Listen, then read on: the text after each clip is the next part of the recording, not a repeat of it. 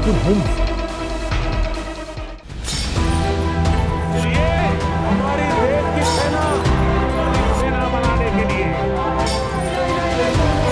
नरेंद्र मोदी जी की हिंदू समाज नहीं है।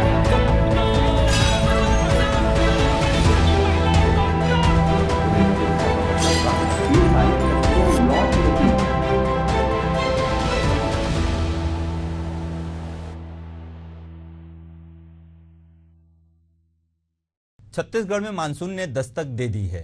आबोहवा में ठंडक घुल गई है, लेकिन सियासी हवा में गर्माहट अब भी बरकरार है।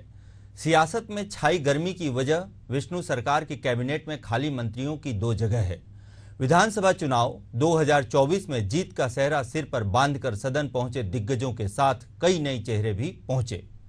चूंकि विष्णु सरकार में पहली बार विधायकों को कैबिनेट में जगह मिल चुकी है, तो प्रदेश के कद्दावर और छत्तीसगढ़ के सियासत में गहरी पैठ रखने वालों के बीच बराबर की जद्दोजहद जारी है।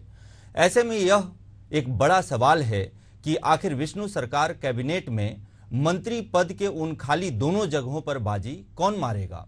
वह नाम कौन सा होगा जो भीड़ से बाहर आएगा और बाजीगर कहलाएगा? नमस्कार, मैं हूं आपके साथ जय दुबे और एशियन न्यूज की इस खास पेशकश मुद्दा में आपका स्वागत है।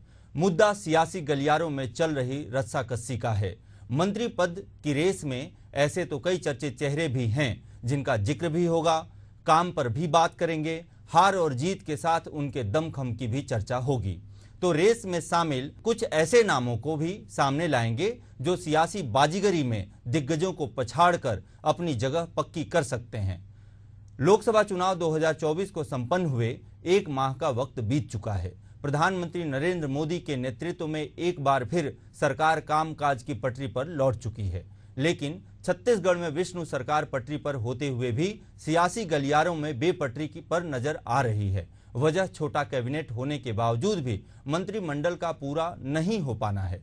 दरअसल डॉक्टर रमन सरकार में लगातार 3 बार मंत्री रहे बृजमोहन अग्रवाल, जो विष्णु सरकार में भी प्रमुख विभागों के मंत्री थे, भाजपा के मिशन 2024 का हिस्सा चुने गए। रायपुर लोकसभा से उन्हें मैदान पर उतारा गया। 8 बार विधानसभा चुनाव में अजेय रहे बृजमोहन अग्रवाल ने रायपुर लोकसभा का चुनाव जीतकर खुद को साबित कर दिया, किंतु उनके सांसद चुने जाने के बाद उन्हें विधायक और मंत्री पद से इस्तीफा देना पड़ गया, जिसके चलते विष्णु सरकार के कैबिनेट में अब 2 मंत्रियों की पद खाली हो गए हैं। इससे पहले कि मुद्दा और गंभीरता की तरफ बढ़े, पहले समझ लेते हैं कि आखिर 2 पद कैसे खाली हो गए, जबकि इस्तीफा तो केवल बृजमोहन अग्रवाल ने दिया है। सवाल उभरना स्वाभाविक भी है, तो पहले इसका जवाब बता देते हैं। दरअसल प्रदेश में शानदार जीत दर्ज करने के बाद भाजपा विधायक दल की ओर से विष्णु साय को नेता चुना गया। मुख्यमंत्री पद की शपथ के साथ उन्होंने अपने साथ कैबिनेट मंत्री के तौर पर केवल 11 ही नाम दिए, जिन्होंने राजभवन के दरबार हाल में शपथ ग्रहण की, जबकि छत्तीसगढ़ के मुख्यमंत्री के अलावा 12 मंत्रियों को शपथ पर दिलाई जा सकती है। यानी कैबिनेट का कोरम मुख्यमंत्री सहित 13 लोगों का होता है। बहरहाल मुख्यमंत्री ने उस समय एक मंत्री पद खाली रखा था, जिसके पीछे वजह भीतरी सियासत बताई जा रही थी। इस पर चर्चा आगे की जाएगी। इसके बाद बृजमोहन अग्रवाल, जिन्होंने कैबिनेट मंत्री के तौर पर शपथ ली थी, उन्हें लोकसभा चुनाव जीतने के बाद इस्तीफा दिलाएगा। इस तरह से अब छत्तीसगढ़ में 2 मंत्रियों की जगह खाली है। राज्य गठन के बाद छत्तीसगढ़ में पहला चुनाव साल 2003 में हुआ। साल 2000 में राज्य विभाजन के बाद सत्ता की चाबी कांग्रेस के हाथों आई, तो कमान स्वर्गीय अजीत जोगी के हाथों सौंपा गया। पहले ही निर्वाचन में कांग्रेस के हाथों से सत्ता छीनने में भाजपा कामयाब रही और सत्ता की कमान डॉक्टर रमन सिंह को सौंप दी गई। साल 2003 के बाद 2008 फिर 2013 में भाजपा ने लगातार जीत हासिल की। उस दौरान डॉक्टर रमन सिंह ने अपने मंत्रिमंडल में ज्यादा फेरबदल को महत्व नहीं दिया और लगभग चेहरे तीनों बार दोहराए गए। संभवतः यही वजह थी कि 2018 के चुनाव में भाजपा को प्रदेश की जनता ने कोपभाजन का शिकार होना पड़ गया। हालांकि बाद के 5 सालों का मौका कांग्रेस को देने के बाद प्रदेश की जनता ने फिर एक बार भाजपा को सत्ता की चाबी सौंप दी। अब यहां पर समझने की जरूरत यह है कि प्रदेश में विष्णु सरकार पूर्ण बहुमत के साथ सत्तासीन हुई है। बृजमोहन अग्रवाल की सीट खाली होने के बावजूद प्रदेश में भाजपा की स्थिति पर किसी भी तरह का प्रभाव नहीं पड़ा है और ना ही एकमात्र मुख्य विपक्षी किसी तरह की जोड़ तोड़ कर पाने की स्थिति में है। इसके बाद भी विष्णु सरकार कैबिनेट का कोरम पूरा क्यों नहीं कर पा रही है, जबकि ना तो दावेदार की कमी है और ना ही अनुभव का अभाव है और ना ही नाम सामने आने के बाद किसी तरह के बड़े विवाद की संभावना है, क्योंकि यह भारतीय जनता पार्टी है जहां बगावत और भीतरघात के लिए कोई जगह नहीं होती। हाँ, कुछ समय के लिए नाराजगी हो सकती है, पार्टी के कार्यों के प्रति अरुचि जाहिर करने का मामला आ सकता है, बहुत हद हो जाए तो दल बदल का अंतिम फैसला व्यक्ति विशेष के द्वारा लिया जा सकता है। इस विषय पर बात करने के लिए हमारे साथ आज मौजूद है मीडिया के बड़े हस्ताक्षर श्री राजेश लाहौटी जी। इनसे हम समझने का प्रयास करते हैं कि आखिर मंत्रिमंडल का कोरम पूरा करने में आखिरकार विष्णु सरकार को समय क्यों लग रहा है, कौन सी ऐसी वजह हो सकती है जिसके चलते मुख्यमंत्री ने मंत्रिमंडल में 2 मंत्रियों के स्थान को रिक्त रखा हुआ है। राजेश लाहौटी जी, मुझे लगता है कि जो आने वाले समय में नगरीय निकाय चुनाव होने वाले हैं, उसे देखते हुए शायद अभी बीजेपी शायद लेट कर रही है कि जो 2 मंत्री की जगह जो खाली है उनके स्थान पर कौन आ सकता है, कौन नहीं। हालांकि अभी कुछ समय पहले जो अपन ये कह सकते हैं कि जो भागदौड़ शुरू हुई थी मंत्रिमंडल को पूरा करने के लिए कि सीएम लगातार 2-3 बार दिल्ली गए थे, ये भी बार बार चर्चा होती रही और खबरों में भी आता रहा कि नाम फाइनल हो चुके हैं, बस अब घोषणा होने वाली है। कभी ये लगता था कि घोषणा रायपुर में होगी, कभी ये लगता था कि घोषणा जो है आप दिल्ली जाके होगी या जो भी होगा, वो इस तरह की चीजें लगातार चलते रही। लगातार ये हम देखते भी रहे हैं खबरों में, सुर्खियों में, और इसके अलावा प्रयासों का दौर भी इससे चलता रहा। लेकिन जो एक सबसे बड़ी बात मुझे जो लगती है कि इस मंत्रिमंडल में जो अब 2 पद खाली हुए हैं, इनके स्थान पर कौन आ सकता है, एक कयास ये लग रहा है कि क्या ये दोनों जगह नए विधायकों की जगह भरी जाएगी या फिर पुराने अनुभवी लोगों को मौका दिया जाएगा।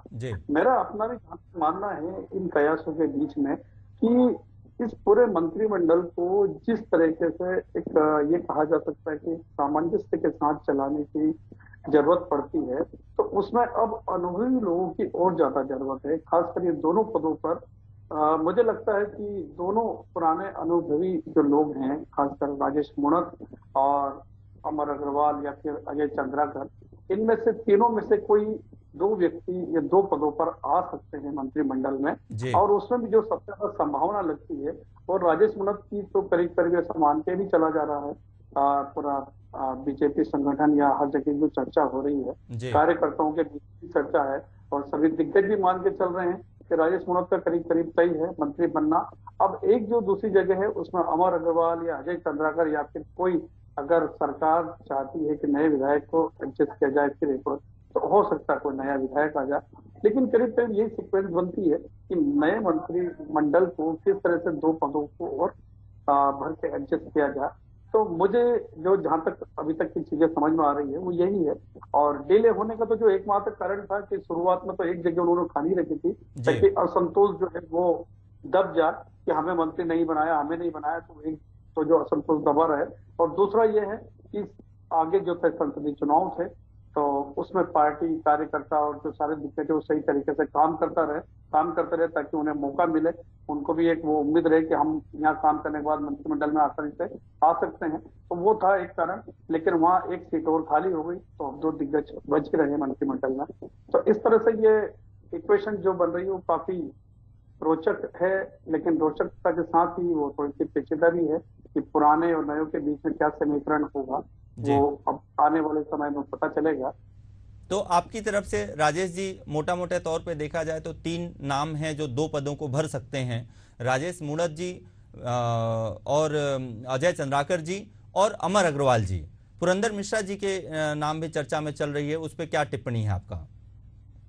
जी, जो आपने कहा कि पुरंदर मिश्रा जी भी शामिल हो सकते हैं मंत्रिमंडल में, पुरंदर मिश्रा का शामिल होना अभी मंत्रिमंडल में इसलिए भी थोड़ा सा संशय पैदा करता है कि वो अभी एकदम नए पहली बार के विधायक हैं जी और वो उसी कंडीशन में शामिल हो सकते हैं जब हाईकमान चाहेगा या सीएम चाहेंगे, खासकर हाईकमान चाहेगा कि सिचुएशन जो है नए विधायकों की है, तो वो उन्हें फिर एक नए विधायक को मौका दिया जाए कि एक सीनियर को दे दिया जाए और एक नए विधायक को मंत्रिमंडल में शामिल किया जाए। बिल्कुल सही तो जी। उसी संभावनाओं पे ही पुरंदर मिश्रा आ सकते हैं, क्योंकि रायपुर जो है अभी तक यहाँ से एक भी मंत्री नहीं है। ब्रजमोहन के इस्तीफा देने के बाद जी वो जगह भी खाली, रायपुर का कोटा अभी बना हुआ है, तो उस लिहाज से किसी एक को मंत्री पद देना तय है यहाँ से।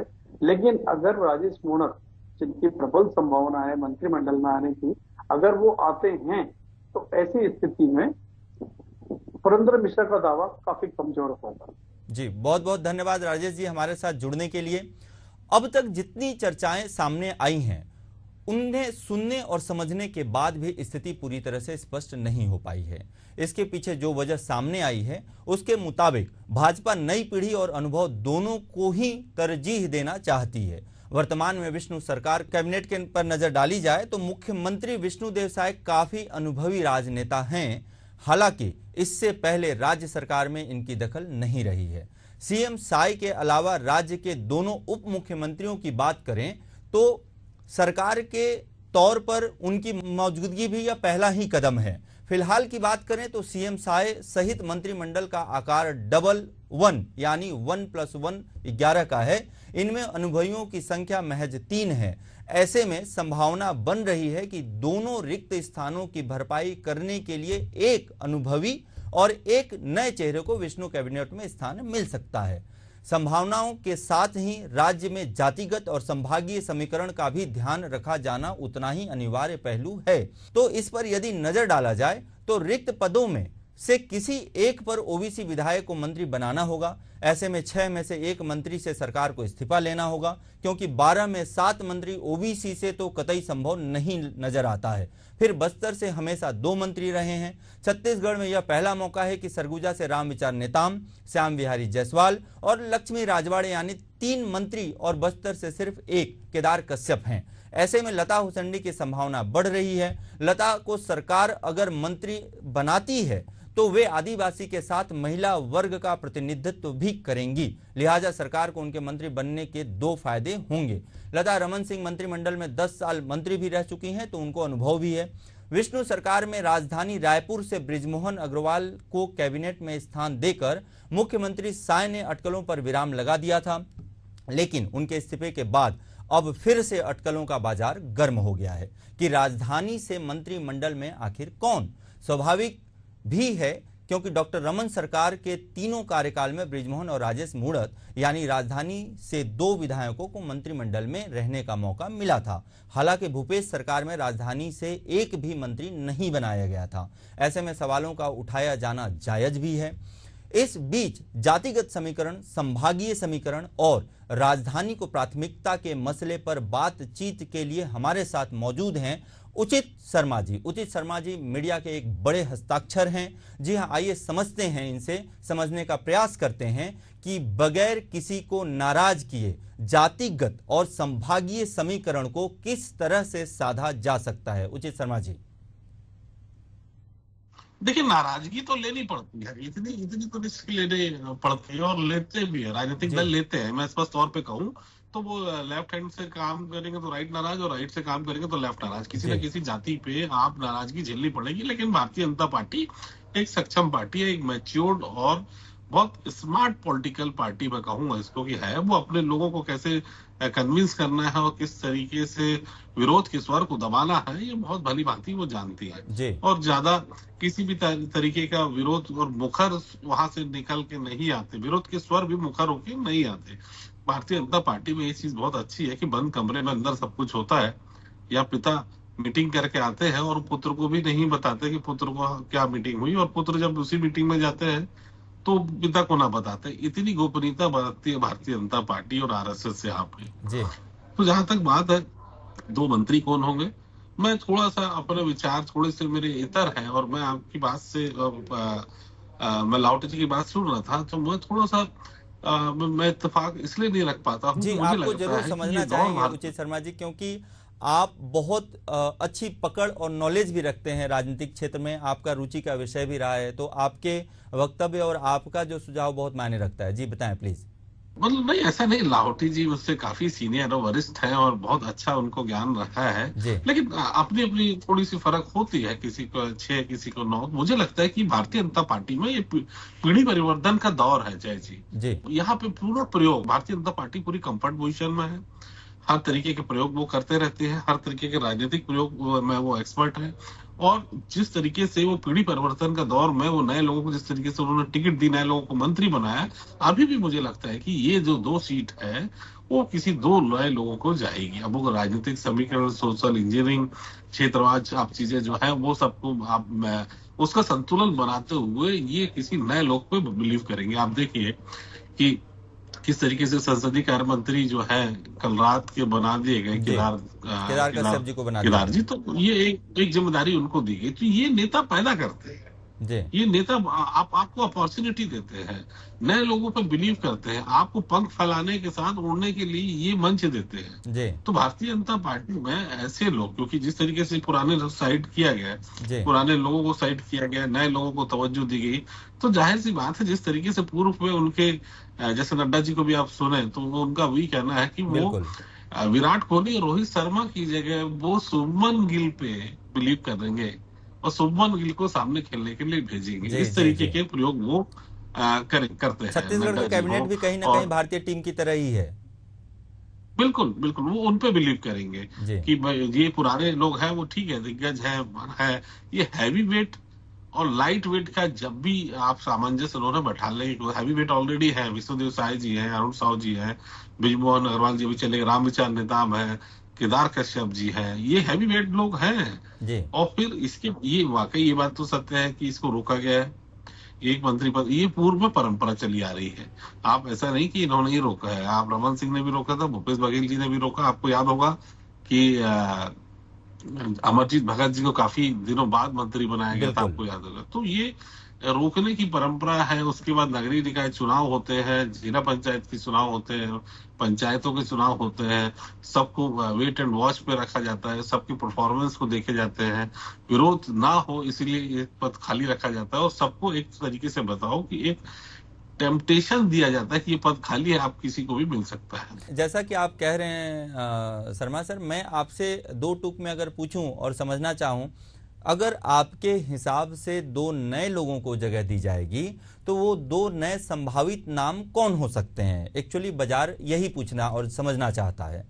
जी, मैं बहुत स्पष्ट भी बोलता हूँ। मुझे लगता है कि अगर महिलाओं के नाम पे आए तो मुझे लगता है कि भावना बोरा का नाम, जो बहुत पढ़े लिखा एक चेहरा है, वो आ सकते हैं। दुर्ग के जो यादव जी हैं, जो अरुण बोरा को हरा के आए, उनका नाम हो सकता है। मिश्रा जी की जो आप चर्चा कर रहे थे, लाहौटी जी, उनके नाम पे मैं विशेष की लाहौटी, वो मिश्रा जी एक चेहरा हो सकते हैं रादर देन चंद्राकर जी के, अमर अग्रवाल जी के, राजेश मूणत के, क्योंकि ये सभी लोग 15-15 साल मंत्री रह चुके हैं। अब नए लोगों को चांस, तो नए युवा पीढ़ी और नए मैच खेलने के लिए इनको नए लोगों को चाहिए। तो आपके हिसाब से भावना बोहरा जी, यादव जी और पुरंदर मिश्रा जी को के चांसेस ज्यादा हैं मंत्रिमंडल में शामिल होने के? अध्यक्ष आप भाजपा के अध्यक्ष जो किरण देव जी जो है, वो भी एक संभावित चेहरों के रूप में आप उन्हें देख सकते हैं जय जी। तो कुल मिला के भारतीय जनता पार्टी को जब भी अगर चांस मिले तो वो नए चेहरों पर बिलीव करेगी। ये अब वो कहे कि एक अजय चंद्राकर जी, अमर अग्रवाल जी अभी पिलर हो चुके हैं। अब मैं कहूँ कि एक संरक्षक की भूमिका में हो चुके हैं। इनको आने वाले समय में जो है नई पीढ़ी के ये इनकी चीजें, इनका सभी परफॉर्मेंस देख चुके हो, बहुत उम्दा है। ऐसा नहीं कि ये इनके नॉन परफॉर्मर हो। आप अमर अग्रवाल जी को मैं कहूंगा कि one of the best intelligent विधायक कहूंगा। आप Ajay Chandrakar ji one of the best विधायक हैं, जिनको संसदीय प्रणाली का ज्ञान है, अच्छी शिक्षा है उन्होंने, और किसी भी विषय में बहुत मुखर होकर बोलते हैं, और नियम, कायदे, कानून, विधायिका कैसी चलाई जाती है, सरकार कैसी चलाई जा सकती है, ये तो बहुत स्टार परफॉर्मर रहे हैं विधानसभा के।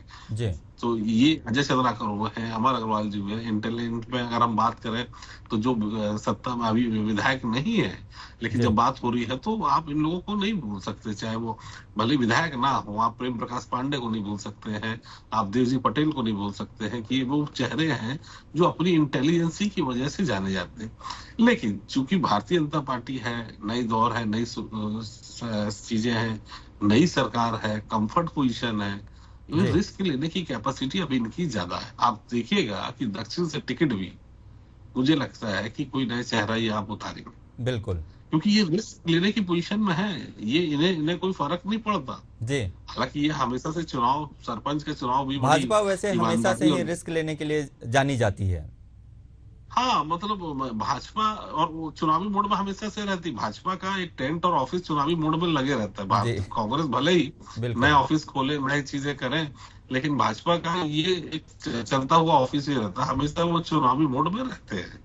तो भारतीय जनता पार्टी अपनी राजनीति को एक कॉर्पोरेट के जो वो लाभ, जिसको बोलते हैं कॉर्पोरेट लाभ की तरह करती है, मतलब 98%। और वहीं इसके इतर आप कांग्रेस में जाएं तो कांग्रेस अपनी राजनीति CSR के तरीके से मात्र 2% करती है। तो ये बेसिक फर्क है कांग्रेस की और भाजपा की राजनीति। बहुत ही गुड़ बात किया है आपने और बहुत ही जबरदस्त प्रकाश डाला है। बहुत आज हमारे साथ मैं आपको बताना चाहूंगा शर्मा जी, आप और राजेश लाहौटी जी छत्तीसगढ़ के मीडिया क्षेत्र के दो बहुत बड़े हस्ताक्षर हमारे साथ इस मुद्दा प्रोग्राम में जुड़े।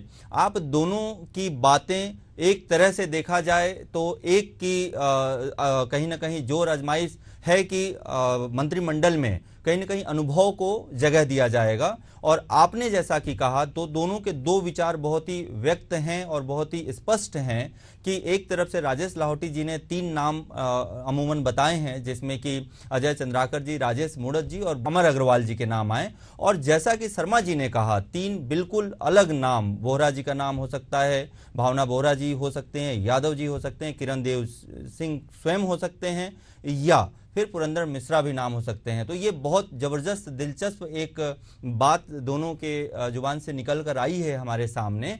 बहुत बहुत धन्यवाद आप दोनों का हमारे इस स्पेशल प्रोग्राम मुद्दा में जुड़ने के लिए, धन्यवाद। अब बात उन नामों की कर लेते हैं जिनको लेकर सबसे ज्यादा संभावनाएं जाहिर की जा रही हैं। इनमें सदन की कार्यवाही को बेहतर समझने के नजरिए से अजय चंद्राकर का नाम प्रमुखता से शामिल है। दूसरा, तेज तर्रार छवि के साथ अनुभव को लेकर राजेश मूणत के नाम की चर्चा है। तो राजधानी से पहली बार विधायक बने पुरंदर मिश्रा का नाम इसलिए भी चर्चा में है क्योंकि मंत्रिमंडल में ब्राह्मण, सामान्य श्रेणी और उत्कल समाज तीनों ही श्रेणियों को साधा जा सकता है। कामकाज का लेखा जोखा निकाला जाए तो जितना काम राजेश मूणत ने बतौर मंत्री किया है उतना शायद ही किसी और मंत्री ने अभी तक के इतिहास में किया होगा। राजधानी के साथ राज्य के सभी जिलों में राजेश मूणत ने जो काम किया है वो वाकई काबिले तारीफ है। बहरहाल, मुख्यमंत्री के हाल के दिल्ली के दौरा में ये अटकलें लगाई जा रही थी कि विष्णुदेव के कैबिनेट का विस्तार होने वाला है, लेकिन निर्णय अटकलों में ही रह गया। विष्णुदेव साय कैबिनेट में जगह किसे मिल पाएगी या और कौन बाजीगर साबित होगा, इस सवाल के जवाब इंतजार अभी भी बना हुआ है और इस सवाल का जवाब आने वाला समय ही देगा। ऐसे ही नए विषयों को हम लेकर आएंगे आपके पसंदीदा प्रोग्राम मुद्दा में। अभी दीजिए मुझे इजाजत, नमस्कार।